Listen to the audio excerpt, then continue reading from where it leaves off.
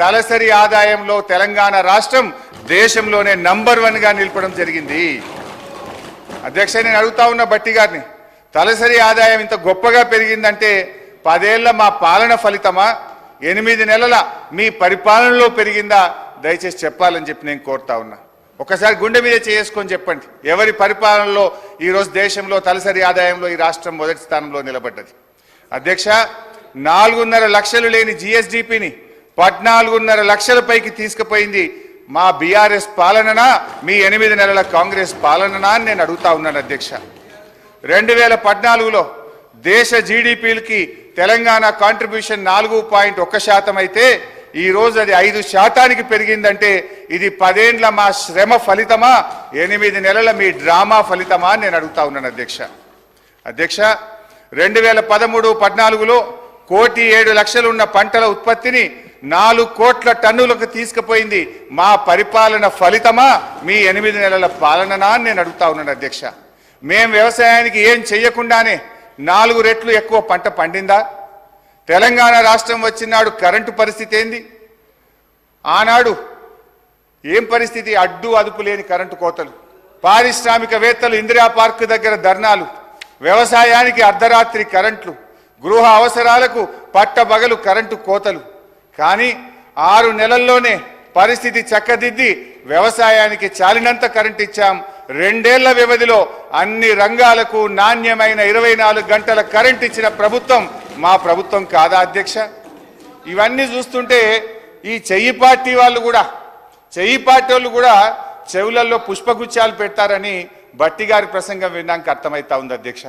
అధ్యక్ష, 5 దశాబ్దాల కాంగ్రెస్ పరిపాలనలో తెలంగాణ స్థాపిత విద్యుత్ సామర్థ్యం 7,778 మెగావాట్లు. పురోభివృద్ధి లేదని మీరు చెప్పిన ఒక్క దశాబ్దంలోనే తెలంగాణ స్థాపిత విద్యుత్ సామర్థ్యం 19,483 మెగావాట్లకు పెరిగింది. మీరు చేసిన దానికంటే 3 అంతలు చేశాం. ఈ మధ్య అదనంగా 1,400 మెగావాట్లు ఎన్టీపీసీ నుంచి కూడా వచ్చింది. మీ ఇందిరమ్మ రాజ్యంలో తలసరి విద్యుత్ వినియోగం ఎంతుందో తెలుసా? 1,196 యూనిట్లు. అనుకున్నంత అభివృద్ధి సాధించలేదని గౌరవ ఆర్థిక మంత్రి గారు చెప్పిన బీఆర్ఎస్ పాలనలో తలసరి విద్యుత్ వినియోగం 2,349 యూనిట్లకు పెరిగింది. అధ్యక్ష, ఇదంతా కాదు బట్టన్న, స్పీకర్ గారు ఇంత పెరిగింది అంత పెరిగిందని సరే లెక్కలు నేను చెప్తా, బుక్కులలో ఉంటుంది. కుల్లా మీరు ఒక్క 10 నిమిషాలు టీ బ్రేక్ ఇవ్వండి. నేను బట్టి గారు పోయి అసెంబ్లీ ముంగట గన్ పార్క్ మీద రోడ్డు మీద నిలబడతాం. రోడ్డు మీద పోయే 10 మందిని బీఆర్ఎస్ పాలనలో కరెంటు మంచిగుందా, కాంగ్రెస్ వచ్చిన 8 నెలల కరెంటు మంచిగుందా అని అడుగుదాం. కుల్లా జనం చెప్తారు కదా అధ్యక్ష. మాది బాగలేదు పురోభివృద్ధి సాధించలేదని మాటలు చెప్తే అయిపోతుంది అధ్యక్ష. చివరికి ఈ కరెంటు గురించి అధ్యక్ష, గౌరవ మన సభానాయకులు ఇదే అసెంబ్లీలో అప్పుడు తెలుగుదేశం పార్టీ శాసనసభ్యుడిగా ఇటువైపు ఉండి ఆనాటి కాంగ్రెస్ ప్రభుత్వం మీద రేవంత్ రెడ్డి గారు అన్న మాటలు ఒక్కసారి నేను గుర్తు చేయదలుచుకున్నా. ఆనాటి కాంగ్రెస్ పాలనలో తన తండ్రి గారు చనిపోతే ఊర్లో దహన సంస్కారాలు చేసిన తర్వాత కరెంటు లేకపోతే గంటల సేపు ఎదురు చూసి, కరెంటు లేక నీళ్లు లేక నెత్తి మీద నీళ్లు చల్లుకొని ఇంటికాడికి పోయినా అని రేవంత్ రెడ్డి గారు ఆనాటి కాంగ్రెస్ పాలనలో కరెంటు పరిస్థితి గురించి ఇదే సభలో చెప్పారు.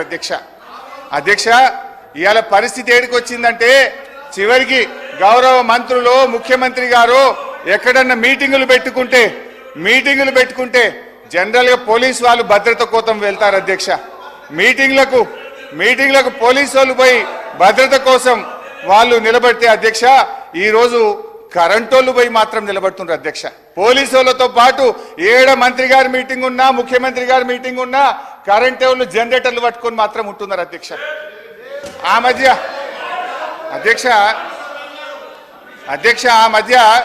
ఆ మధ్య రేవంత్ రెడ్డి గారు అప్పుడు మా పార్టీలో ఉన్న కొత్తగా ప్రభుత్వం ఏర్పడ్డాక మా పార్టీలో ఉన్న కేశవరావు గారి ఇంటికి పోయింది.